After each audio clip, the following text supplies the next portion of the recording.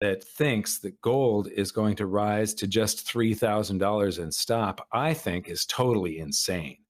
I think a price of $5,000 is low for gold. Once it gets going and once there's a rush to it, I just think it's going to blow right through 5,000. If it goes through 10,000, it's possible that fiat currencies could be in trouble at that point. Currency is the currency in circulation plus reserves held at the Federal Reserve in the checking accounts that all of the commercial banks have to have for intrabank lending and such. The blue line at the top is the line of the base currency. If you could take these lines back to 1913, the inception of the Federal Reserve, you would see that they meet. But with the Federal Reserve, it became legal to lie. And basically, they were able to print. They had a 40% reserve ratio mandated, where they had to have 40% lawful money. And it said that on our notes. A Federal Reserve note said that it was backed up by lawful money and was redeemable in lawful money, which was either U.S. Treasury note, gold notes, or gold coin. It shows that they printed them. It exceeded the currency supply. In 1933, they made gold ownership illegal for Americans. And then in 1934, over about a month and a half period, they would unpeg gold and repeg gold, unpeg gold, repeg gold. And basically, it was international exchange rates changing. It was the dollar falling in value. People say that Roosevelt changed the price of gold. No, he didn't. The rest of the world was on a gold standard. There were still countries all over the world that backed their currencies with gold. What was happening is the US dollar was falling in value compared to those currencies and compared to gold. And it rose until the value of the gold at the Treasury matched the currency supply, the base currency that was circulating. And for a little while, we had more gold at the Treasury than currency in circulation leading up to World War II. But then throughout World War II, we kept on printing. And then it's sort of the currency supply as after World War II ended, sort of leveled off for a little while. But then the Korean War, the Vietnam War, Johnson's Great Society. Meanwhile, countries all over the world started redeeming US dollars for gold. And so the gold supplies in the United States fell by almost half. And it was Charles de Gaulle of France that really started a lot of that redeeming of gold. And then Nixon was forced to take us off of the gold standard in 71. And gold just exploded. And the will of the public and the free market again.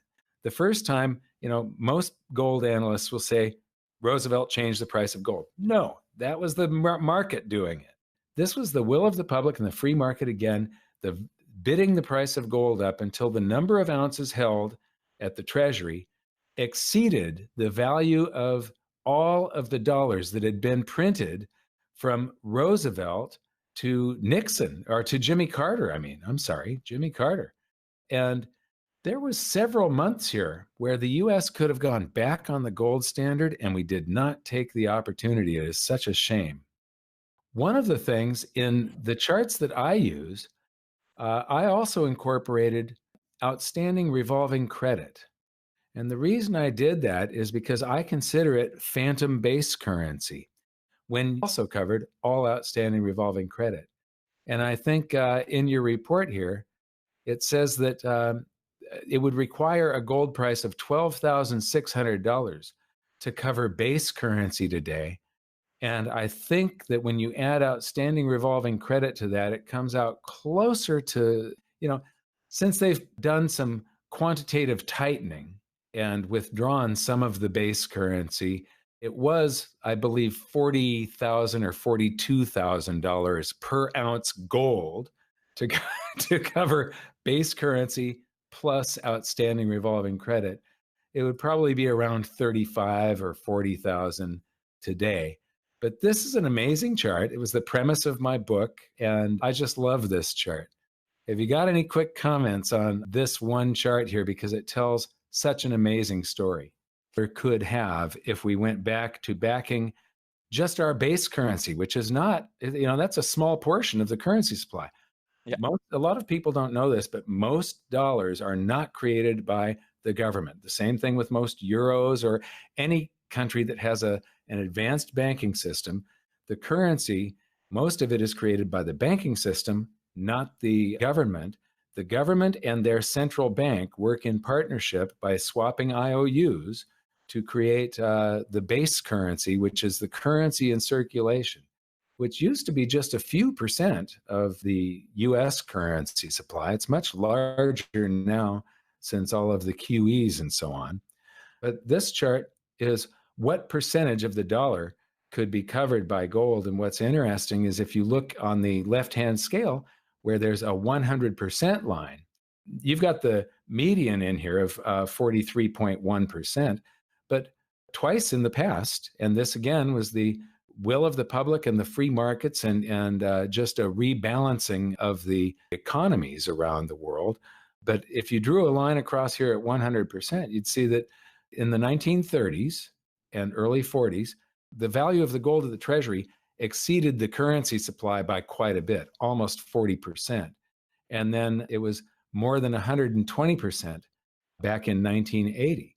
So you can see that we could have gone back on the international gold standard in 1980, and it's a shame we didn't take that opportunity. But I believe that, governments around the world had all become addicted to deficit spending, especially the United States. And you can't do that when you're on a gold standard. It comes back to haunt you. Yeah, well, I mean, it just shows you actually how cheap gold is at the moment in monetary terms, and how much the whole monetary expansion made gold cheaper. So it is just another sign and another chart that clearly shows that we will at some point start this mean reversion. We're far below the long-term median, far below the long-term mean. So normally we should go significantly higher. And I mean, you can do the math. I think we're going to go back up to that 100% mark again. Yeah, probably. When I show this chart, I always add outstanding revolving credit to it also. And it's a line that is halfway between the bottom of this graph and the line that you've got there now. So it shows that, right now, this chart, I'm guessing, is showing about 7 or 8% coverage of the currency supply. And when you add outstanding revolving credit, that would come down to maybe 4% or something like that. So gold has a long, long way to go. Anybody that thinks that gold is going to rise to just $3,000 and stop, I think is totally insane.